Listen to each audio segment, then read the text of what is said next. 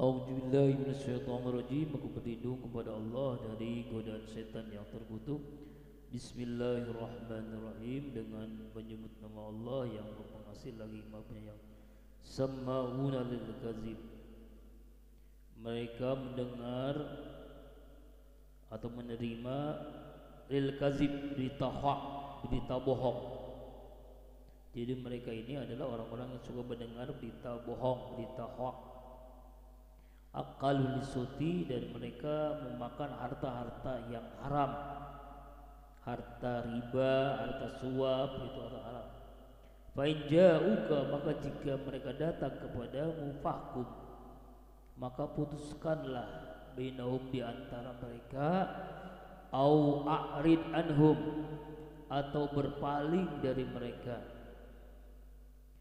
Wa in tu'rid anhum, jika engkau berpaling dari mereka, fala yadurruka syai'a, maka tidak akan memudaratkanmu, maka tidak akan membahayakanmu sedikit pun. Wa in hakamta fahkum bainahum bil qisti, jika kamu memutuskan hukum, maka putuskanlah hukum di antara mereka bil qisti, dengan adil. Innallaha yuhibbul muqsitin, sungguhnya Allah mencintai orang-orang yang berlaku adil. Jadi ayat ini ditujukan kepada Nabi Muhammad SAW atau juga kepada kita. Kalau kepada Nabi berarti kepada kita ya. Jadi memutuskan hukum nih ya.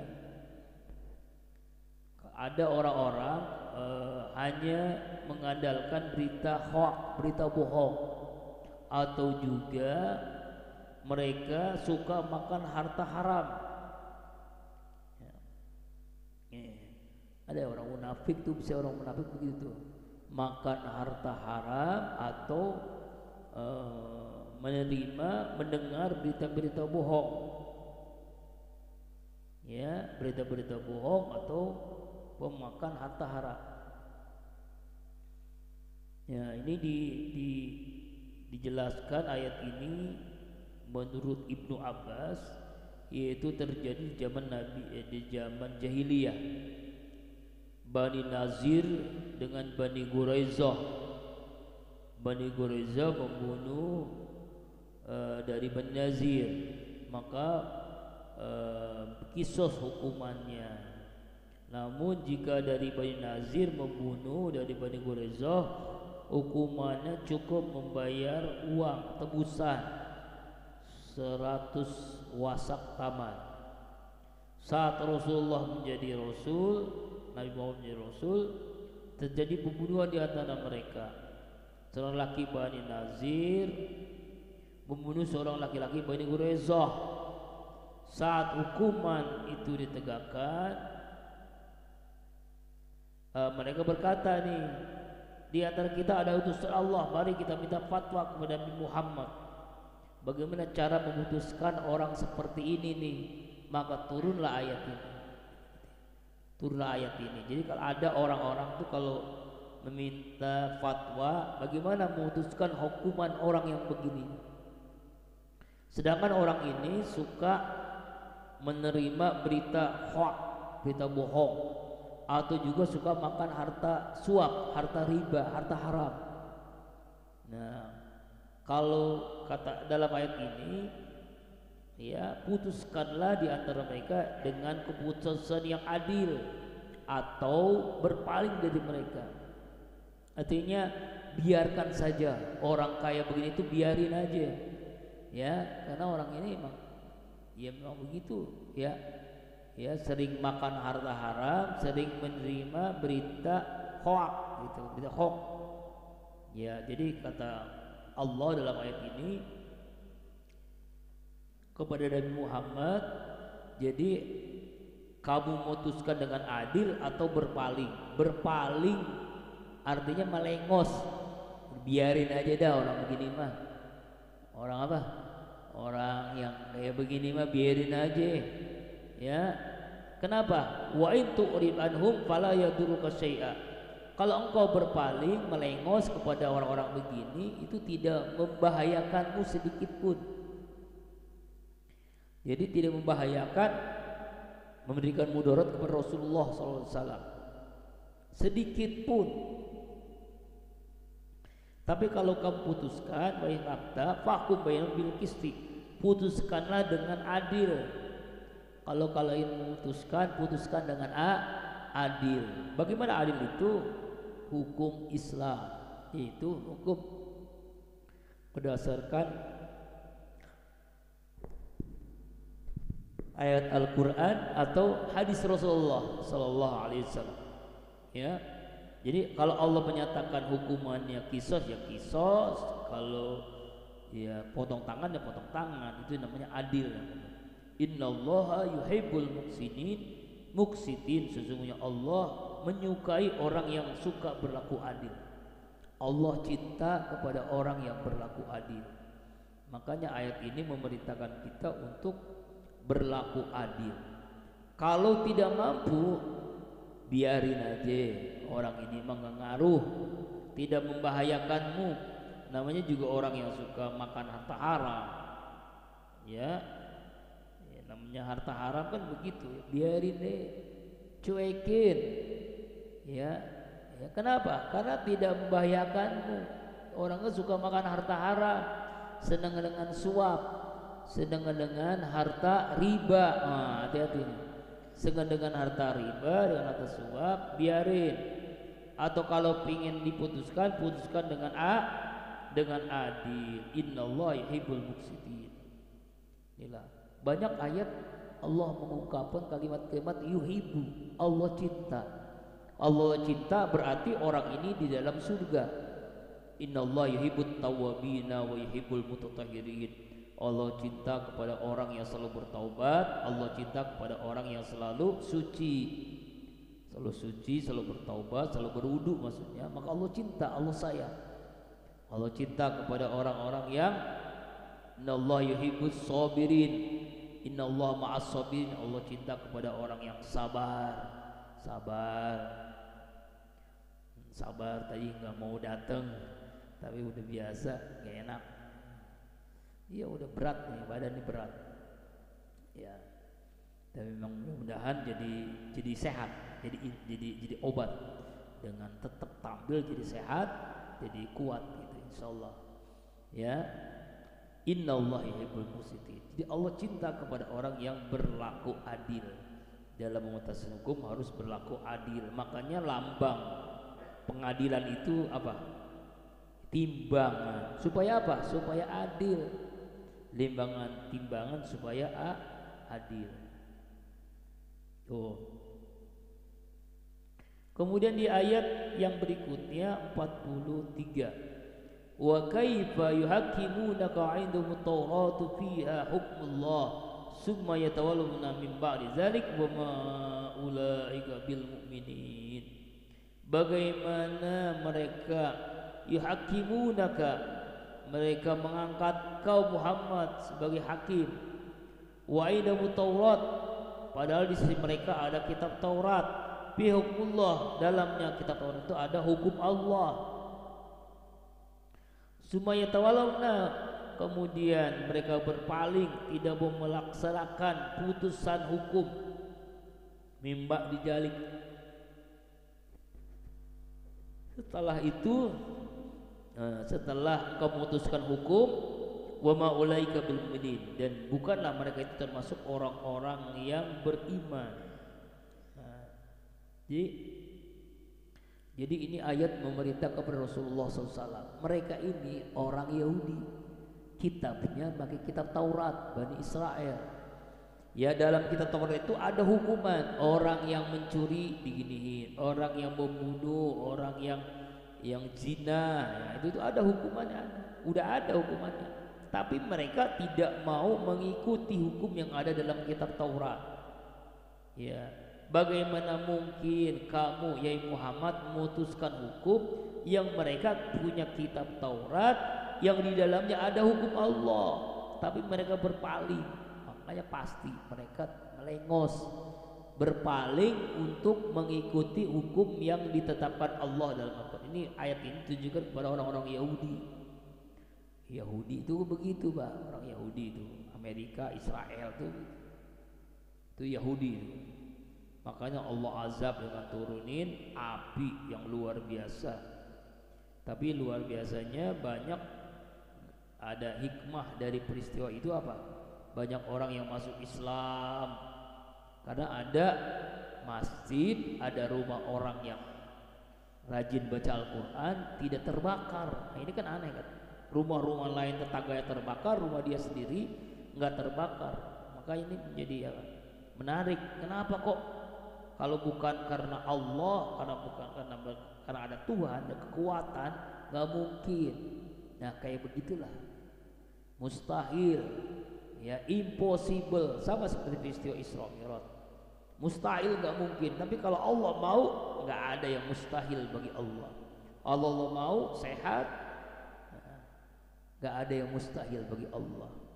Bawa motor masuk solokan, karena ini, ini baru nih ngalamin penyakit ini. Doain ya, solokan Pak. Masya Allah. Nah karena itu di ayat ini jangan mereka itu orang-orang yang bil mukminin wama ulaika wama bukanlah mereka orang yang beriman karena punya kitab tapi tidak dilaksanakan, apalagi nanti diputuskan oleh Rasulullah, mereka tidak akan mau. Orang kitabnya aja nggak mau ditaati, apalagi Al-Quran. Kitab Taurat yang mereka baca dia tahu tapi tidak mau tahu, tidak mau melakukannya. Itulah yang disebut orang-orang munafik, ya. Munafik itu begitu Pak, ya, orang-orang munafik, ya. Kalau menetapkan hukum ya semuanya doang. Jadi makanya hukuman di negeri ini banyakkan hukuman orang-orang ya peninggalan. Makanya KUHP, karena uang habis perkara, ujung-ujungnya duit. Semakin duit banyak maka berjaya deh, bisa memutuskan hukum, ya tuh kan. Nah, sama seperti orang-orang Yahudi itu, ya ayatnya dia tahu, hukumannya bagi orang pembunuh, pezina tahu di kitab Taurat, di kitab Quran juga begitu tahu, sama. Lalu Nabi memutuskan, ya mereka berpaling di kitab Taurat, pengen Nabi memutuskan ya sama putusannya, apalagi. Makanya mereka wa ma ulaika bil mukminin, mereka tidak beriman. Orang-orang Yahudi itu tidak beriman, tidak percaya ya kepada kitabnya, apalagi kepada Rasulullah Shallallahu Alaihi Wasallam. Kemudian ayat yang berikutnya, ayat 44. Inna anzalna taurata fiha hudan wa nur. Sungguhnya kami telah menurunkan kitab Taurat, di dalamnya hudan, petunjuk, wa nur, dan cahaya. Hudan wa nur. Kitab Taurat diturunkan sebagai hidayah dan cahaya. Hudan wa nur. Memang semua kitab-kitab itu Allah turunkan pasti memberikan hidayah kepada umatnya.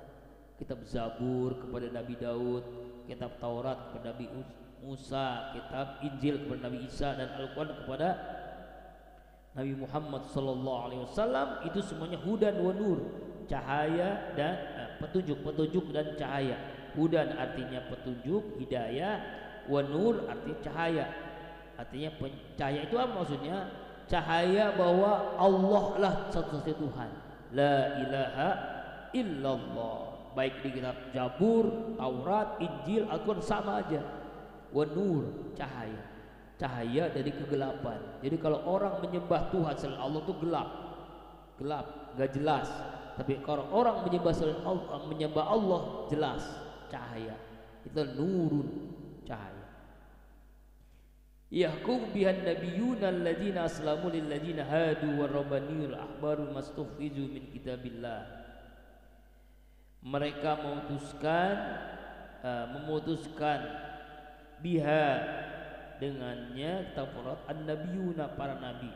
Di nabi-nabi Israel itu memutuskan hukum dengan kitab Taurat. Jadi bukan hanya Nabi Musa, jadi nabi itu kan banyak apa ya? Nabi itu banyak. Kalau Rasul satu, nabi itu 114.000 nabi. Kalau Rasul itu hanya 25. Jadi dari Nabi Musa, nabi-nabi yang lain itu 114.000 itu mengikuti kitab Taurat. Ya, mengikuti kitab Taurat. Sama dia. Yahkumu bin nabiyuna alladzina aslamu lil ladzina hadu, yang mereka berserah diri kepada Allah, mereka lil ladzina hadu, mereka hadu, mereka beragama Yahudi. Wal rabbaniyun, mereka adalah rabbani. Rabbani itu semacam para pendeta. Wal ahbar, pendeta-pendeta. Rabbani itu ahli ibadahnya orang-orang Yahudi, rabbaniyun. Wal ahbar, para pemuka agamanya, pendetanya. Bimastufizu min kitabillah, karena apa yang diperintahkan min kitabillah, dari kitab Allah. Wa kanu alaihi syuhada, dan mereka menjadi atasnya, menjadi saksi atasnya. Apa itu atasnya? Kitab Taurat yang diganti, yang diubah, yang ditambah, yang dikurangi oleh para pendeta-pendetanya. Para tahsunas, maka janganlah kalian takut kepada manusia. Wahsauni, takutlah kepadaku, takutlah kepada Allah. Wala tastaru bi ayati samanan qalila, janganlah kalian jual beli dengan ayat-ayatku samanan qalila, dengan harga yang sedikit. Wa man lam yahkum bima anzalallah, siapa orang yang berhukum dengan hukum yang Allah turunkan, faulaika, siapa yang tidak berhukum dengan hukum yang Allah turunkan, faulaika humul kafirun, mereka itulah orang-orang yang kafir. Ya. Jadi Allah Subhanahu wa taala menjelaskan di ayat 44 ini bagaimana ya Allah turunkan kitab Taurat, kitab yang diturunkan di Bukit Tursina. Jadi selama 40 hari Nabi Musa itu bersemedi, kira-kira bertahanus, berzikir, berduaan dengan Allah di Bukit Tursina. Tahu Bukit Tursina Pak? Di mana Pak? Ya, dari Seeng sono dikit. Dari Seeng ke naik pesawat di daerah sekitar Palestina sana ya, Bukit Tursina.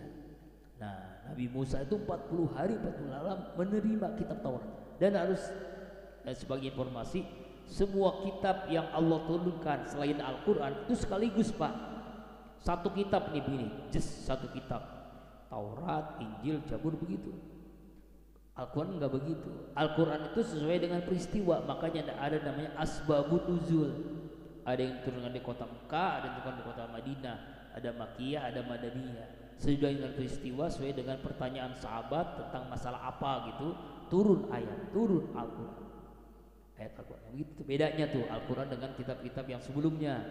Nah, kalau kita sih sekarang terima jadi, udah ada kan, udah ada. Jadi tinggal baca, tinggal nikmati apa kandungannya.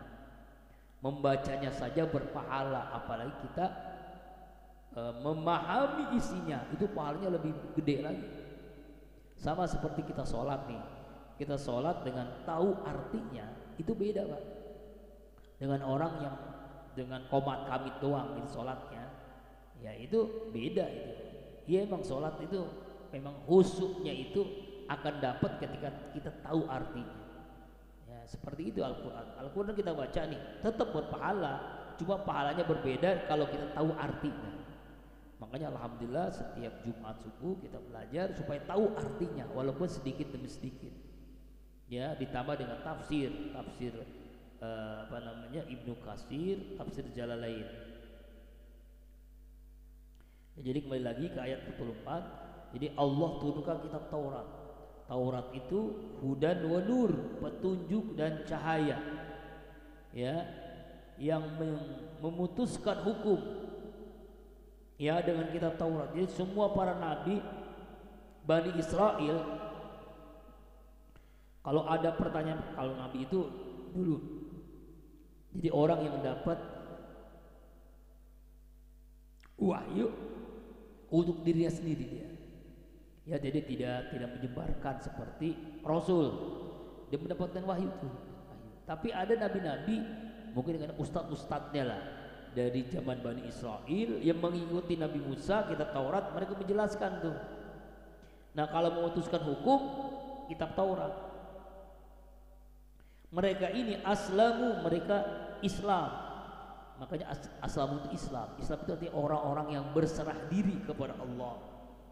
Lilladzina hadu, kepada orang-orang dalam memutuskan kepada orang-orang hadu, orang yang beragama Yahudi, warabbaniyun, dan orang-orang yang ahli ibadah di antara mereka, wal ahbar, dan para pendeta-pendetanya, bima stuhfizu, yang mereka diperintahkan min kitabillah, dari kitab Allah, dari apa? Dari Tauratnya, ya. Kemudian wa kanu alaihi syuhada, dan mereka menjadi saksi. Apa saksi apa? Atas perubahan-perubahan dalam kitab Taurat. Jadi ada ayat yang dirubah, ada ayat yang diganti, ada ayat yang direvisi. Nah, ini berbeda dengan Al-Qur'an. Al-Qur'an sampai kiamat tidak ada orang bisa merubah. Tidak ada orang yang bisa merevisi, tidak ada yang menambah atau mengurangi. Inna nahnu nazzalna dzikra wa inna lahu lahafizun. Sungguhnya kami menurut Al-Quran, dan kamilah Allah lah yang menjaga otentitas Al-Quran. Oh, itulah hebat Al-Quran lah ya, dibandingkan kitab yang lain. Kalau kitab lain sekarang misalnya Bapak pengen baca nih kitab Taurat, itu nggak sesuai lagi dengan kitab Taurat yang diturunkan kepada Musa. Ingin baca kitab Injil tuh orang Kristen tuh, pengen lihat Injilnya gimana sih isinya, pengen baca, pengen tahu, boleh. Yang penting jangan mempengaruhi akidah kita. Pasti isinya sudah berbeda dengan Injil yang diturunkan kepada Nabi Isa alaihissalam. Sudah banyak perubahan, penambahan, pengurangan atau revisi. Itulah ya kalau kitab yang sekarang. Ya, sedangkan Al-Qur'an tidak ada yang bisa merubah, tidak ada yang bisa merevisi, membatalkan atau mengurangi atau menambahkan ayat-ayat. Enggak ada yang bisa. Inilah hebatnya Al-Qur'an. Karena Allah langsung yang menjaganya. Nah, tadi pagi saya lihat handphone seorang qori internasional, ya, Ustadz Muhazir, biasanya bersama Ustadz apa namanya itu Muammar ZA kan, Muhazir kan, ya, telah dipanggil oleh Allah Subhanahu wa taala, inna lillahi wa inna ilaihi rajiun. Semoga almarhum diterima iman Islamnya. Dia biasanya duet tuh sama Muammar ZA. Muhazir meninggal dunia, ya, semoga diampuni dosanya, diterima iman Islamnya, dijadikan kuburan Allah min riyadil jannah. Al-Fatihah. A'udzu billahi minasyaitonir rajim. Bismillahirrahmanirrahim. Alhamdulillahirabbil alamin, arrahmanir rahim, maliki yaumiddin. Iyyaka na'budu wa iyyaka nasta'in. Shiratal mustaqim. Shiratal ladzina an'amta 'alaihim ghairil maghdubi 'alaihim waladdallin. Fala tahzun nasa, jangan kalian takut kepada manusia. Jangan takut kepada manusia. Kalau kitab Taurat itu benar, mana buktinya? Kalau kitab Injil itu benar, mana buktinya? Jangan takut. Wa sauni, takutlah kepada Allah, kepadaku. Takut kepada Allah. Ya, wala tastaru bi ayati samanan qalila. Jangan kalian jual beli ayat-ayat Allah dengan harga yang sedikit. Ya, karena uang akhirnya dirubah-rubah tuh hukuman dalam kitab Taurat. Itu yang terjadi, yang menyebabkan ayat-ayat dalam kitab Taurat, kitab Injil itu banyak berubah. Kenapa? Karena orang ingin dapat duit, kekayaan, ingin dapat kekuasaan. Karena dunia akhirnya berpengaruh kepada isi dari kitab Taurat. Wa man lam yahkum bima anzalallahu fa ulaika humul kafirun. Siapa orang yang tidak berhukum dengan hukum yang Allah turunkan, mereka itulah orang-orang kafir. Jadi kalau orang yang berhukum, memutuskan hukum dengan hukuman yang tidak berdasarkan Al-Quran, berdasarkan apa ini? Kalau ini berdasarkan kitab Taurat, maka mereka itu adalah orang kafir. Kafir. Terakhir 45. Wa katabna alaihim biha anna nafsa bin nafsi. Kami telah mewajibkan atas mereka di dalam kitab Taurat anna nafsa bin nafsi, bahwa jiwa dengan jiwa, wal aina bil aini, mata dengan mata, wal anfa bil anfi, hidung dengan hidung, wal ujuna bil ujuni, telinga dengan telinga, wasina bisini, gigi dengan gigi, wal juruha qisas, dan luka-luka karena qisas. Wa man tasaddaqa bi wa kafaratullah, siapa orang yang bersedekah dengan ayat itu, wa kafaratullah, maka dia adalah menjadi tebusan baginya. Wa man lam yahkum bima anzalallahu fa ulaika humuz zalimun, siapa orang yang tidak berhukum dengan apa yang Allah turunkan, mereka itulah orang-orang yang zalim.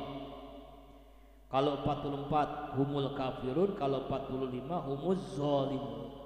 Ya, humuz zalimun, zalim. Jadi ayat 45 ini menjelaskan tentang hukum kisos. Hukum kisos ini, Pak, jadi harus sama. Kalau orang dibunuh harus hukumannya dibunuh. Kalau kuping yang kena, maka harus di kupingnya diapain?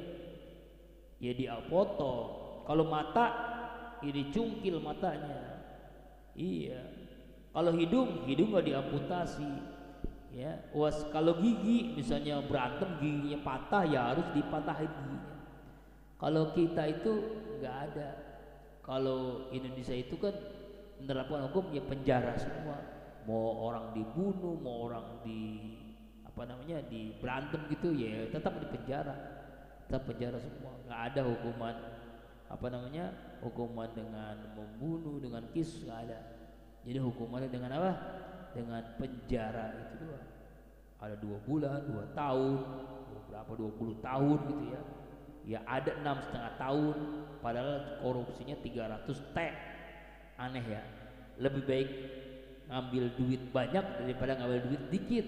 Kalau banyak cuma 6,5 tahun, kalau ngambil motor digubugin sampai mati. Ya padahal cuma 20 juta, kalau itu 300 triliun. Bayangkan, duit pernah ngeliat Pak 300 triliun. Jangankan 300 triliun kita ya, ngeliat uang puluhan juta aja udah gede banget. Ini ratusan triliun, masya Allah. Nah inilah, jadi ayat ini menjelaskan kepada kita bahwa di dalam kitabnya mereka Taurat itu udah ada tuh ayatnya, udah ada ayatnya. Jadi kalau membunuh harus dibunuh, kalau mata dicongkel, kalau hidung diamputasi, kalau telinga dipotong, kalau gigi dicabut giginya. Ya, dan itu adalah ketetapan Allah. Itu nama kisos ketetapan Allah Subhanahu wa taala. Dan udah ditetapkan dulu sejak Nabi Musa alaihissalam. Jadi bukan sekarang doang gitu ya. Sudah ada ketetapan dari dulu. Coba tanya-tanya orang-orang Yahudi itu. Dia baca kitabnya bahwa dalam kitab Taurat itu ada ketetapan-ketetapan seperti itu. Jadi kisos namanya. Jadi orang kisos itu adalah hukuman yang sesuai dengan tindakan kejahatannya. Jadi kisos. Dan Allah menetapkan itu, ya, sesuai dengan kesalahannya. Sesuai dengan kesalahannya. Nah, kalau tidak berhukum dengan kitab yang Allah turunkan, maka mereka itu orang-orang zalim. Perhatikan, kalau 44 faulaikumul kafirun, kalau 45 faulaika humuz zalimun.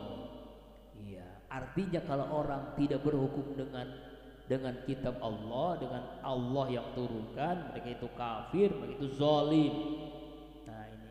Lalu bagaimana dengan Indonesia? Masih belum pernah. Kita ini kan kita sudah memilih nih DPR, memilih pemimpin, tapi belum menetapkan. Ya bukan salah kita, salah yang di atas. Kenapa sampai sekarang belum menetapkan itu? Padahal kita menjelas, ada seminar, ada ini draft undang-undangnya ada, orang yang ini begini ada tuh Pak. Tapi kenapa tidak menetapkannya? Karena duit, ya karena duit, iya. Ya ketakutan, pada ketakutan gitu ya. Waktu-waktu jadi sebelum jadi anggota sih, wah pada idealis, saya akan membuat undang-undang tentang apa? Hukuman bagi pencuri, hukuman bagi pembunuh, hukuman bagi ini bagi provokator, ada hukumannya. Cuma setelah ketok palu berubah, ya berubah hukumannya, ya hukumannya jadi hukuman hukuman penjara. Jadi hukuman penjara itu sebenarnya Pak itu takzir. Takzir itu kalau dalam sejarahnya sebenarnya nggak ada. Coba kalau penjara semakin banyak orang di penjara, semakin banyak beban negara. Iya, beban negara kan. Uang siapa tuh?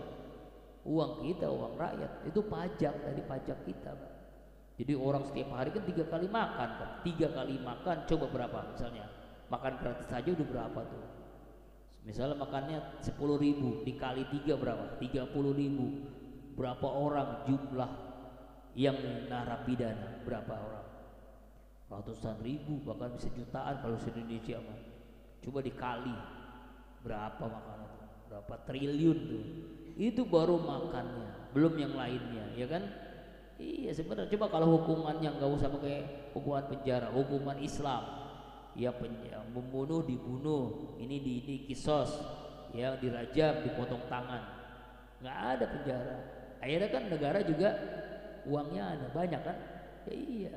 Kita ini udah kehabisan dulu uangnya untuk ini, jadi kehabisan pos-posnya. Iya begitulah, udah begitu dikorupsi lagi, ya udah makin parahnya, ya Masya Allah. Nah jadi ayat ini menunjukkan bahwa hukuman kisos itu sudah terjadi sejak Nabi Musa alaihissalam dengan kitab Tauratnya, ya. Jadi sudah nggak aneh lagi. Jadi kalau orang udah tahu. Orang Amerika udah tahu, cuma ya, mereka belum memutuskan atau tidak memutuskan. Kenapa?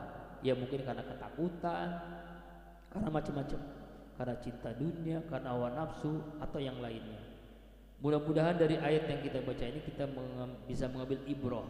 Ini kan ayat ini masih menjelaskan tentang hukum, Pak ya, belum menjelaskan akhlak. Tapi nanti kalau ayat yang berikutnya baru masalah akhlak. Mudah-mudahan kita bisa memahaminya, menyadarkan kita bahwa ternyata hukuman dalam Al-Quran itu ada, ya, dalam hadis, dalam kitab-kitab Taurat juga sudah ada, ya. Jadi begini, kalau kita nih, punya mobil, punya motor, lalu mobil yang bikin pabrik motor itu membuat buku panduan, buku petunjuk. Lalu kita nggak mau mengikuti buku petunjuk ini. Ya ini motor gua, mobil gua duit gua, terserah gua dong mau olinya mau diganti mau enggak, terserah gua mau bensinnya mau apanya. Akhirnya kita terserah kita kan, bukan terserah buku petunjuk. Apa yang terjadi? Ya habis mobilnya, turun mesin, rusak dan sebagainya. Motor kita begitu. Nah itulah buku petunjuk. Ini Al-Quran petunjuk kita. Kita sudah baca, kita sudah tahu artinya, kita sudah memahami ayatnya, lalu ada hukumannya, lalu kita tidak mengikutinya. Apa yang terjadi? Hidup kita sengsara dunia dan akhirat karena kita sendiri. Nauzubillahi min dzalik. Mudah-mudahan kita disadarkan dengan ayat-ayat ini bisa memutuskan hukuman secara adil dan bijaksana. Wallahu a'lam bishawab. Alhamdulillahirabbil alamin.